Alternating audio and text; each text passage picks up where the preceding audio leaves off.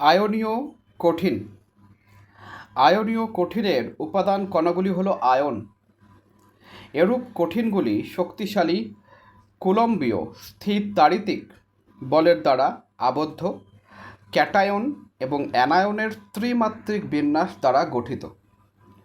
এই কঠিনগুলো শক্ত ও ভঙ্গুর প্রকৃতির। এরা উচ্চ গলনাঙ্ক ও স্ফুটনাঙ্ক বিশিষ্ট। আয়নগুলো মুক্তভাবে বিচরণ করতে পারে না বলে এরা কঠিন অবস্থায় তড়িতের অন্তরক।